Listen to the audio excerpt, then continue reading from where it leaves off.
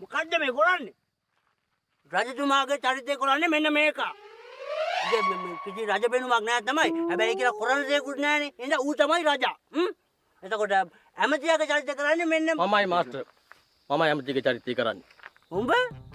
අකෝ උඹ හරියනවද බං ඇමතිගේ චරිතෙට? ඈ? ඇමතිගේ ඇඳුම ඇඳුවා පස්සේ මූ නිකන් තුන් කාලේ පීවිසි බටයක් වගේ තියෙන්නේ. බලපන් මුගේ කැත විතර. මාස්ටර් හොඳින් මතක තබා ගන්න. සුමිත අයියා කියන්නේ මාගේ සුල්මාවගේ නැගිනියගේ පුංචිගේ පුතාය. හොඳින් මතක තබා ගන්න. මේ චරිතයට මට ආරාධනා කරේ සුමිත අයියාය. මට කියපු හැම දෙයක්ම හොඳට මතකයි පුතේ. හැබැයි අර උඹලා කිව්ව ඥාතිත්වයේ ඔන්න ඕක තමයි මේ මට මතක තියාගන්න බැරි. මම නැවත කියන්නම්. නැවත කියහම බලන්න. හොඳින් මතක තබා ගන්න.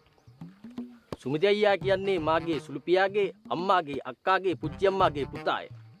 හොඳින් මතක තබා ගන්න. අපිත් හොඳ වැඩකරුවෝ තමයි. සුමති උඹ හොඳින් මතක තබා ගත යුතුයි. මෙම ජහුටාවේ මාස්ටර් මම මිසක් උඹ නොවන බව හොඳින් මතක තබා ගත යුතුයි. එපමණයි.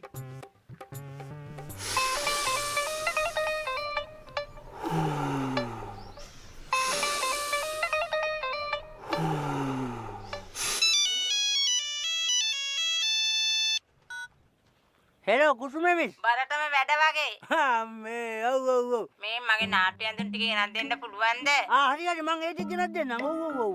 මේ තා දිනක තා නේදර පදේ. ඔව් තා දිනක තා. මිස්ටර් මතකයිනේ හොඳට. එහෙනම් ඇඳුම් ටික ගේන්න. හරි මං ගෙනත් දෙන්නම්. හරි එහෙනම් හරි. හරි දෙයියන්ගේ පිට බයි බයි. පුස්ක බල්ලහට නාපියව.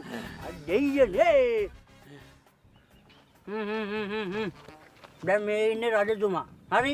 උඹ කියන්න ඕනේ රජතුමාට රජතුමනි මෙන්න මේකයි කාරණාව මම අහිංසක මිනිස්සෙක්. කියපන් බලන්න රජතුමාට කියන විදිහට. රජතුමනි මේකයි කාරණාව. දැන් මන්ද රජතුමා මූද රජතුමා යකෝ රජතුමාට කියපන්. රජතුමනි මේකයි කාරණාව. හොඳින් මතක තබා ගත යුතුයි. දැන් හොඳින් මතක තියාගන්න මගුල මොකද්ද? මම උඹට කිව්වේ රජතුමනි මෙන්න මේකයි කාරණාව. මම අහිංසක මිනිස්සෙක්. ඒක කියපන් හරියට. රජතුමනි හොඳින් මතක තබා ගත යුතුයි. මොකද්ද මං හොඳින් බූරුවා? කතා කරනවා. ඌට නෙමෙයි උඹට පරයක්. මගුල් කරනවා මෙතන මම පල්ල මුන්ට.